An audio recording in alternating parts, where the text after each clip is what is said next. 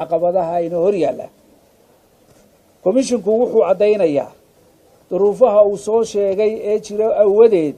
inay doorashooyinkii isku sidkanaa ee golaha wakiilada iyo golayaasha deegaanku ee aanay qabsoomeyn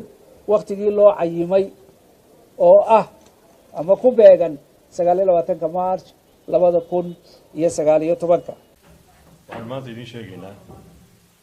oo mowqifka xisbigu ka qabo war-saxaafadeedka xisbiga wadani isagaa cid walba ka jecel in doorashooyin dalkan ka qabsoomaan taas macnaheedu ma aha garna cid uguma laha in xisbigu ka qayb qaato doorasho u arko inaanay u dhacayn si cadaalad ah oo komishanka maamulayaana doorashooyinku uu yahay iduu wax badan ka soo arkay oo markii horena xubnihiisa inta badan xisbi gaari soo xushay doorashadii keliyaheed ay qabtayna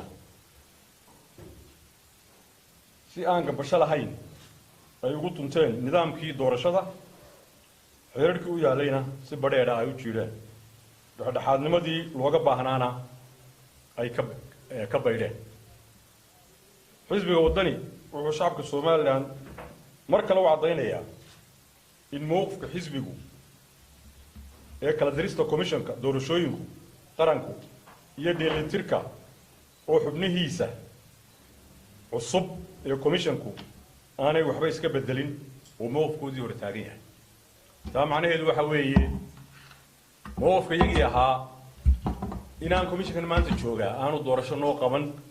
doonin xisbiga ucid waxa uu ka digayaa haddii ay timaado muddo kordhin aan heshiis lagu ahayn oo loo sameeyo golayaasha deegaanka iyo golaha wakiilada jamhuuriyadda Soomaaliland xisbiga ucid waxa uu ka shaqayn doonaa sidii shacbiga reer Soomaaliland ay awoodooda ay u wakiisheen markii hore golayaasha sharci dejinta iyo golaha deegaanka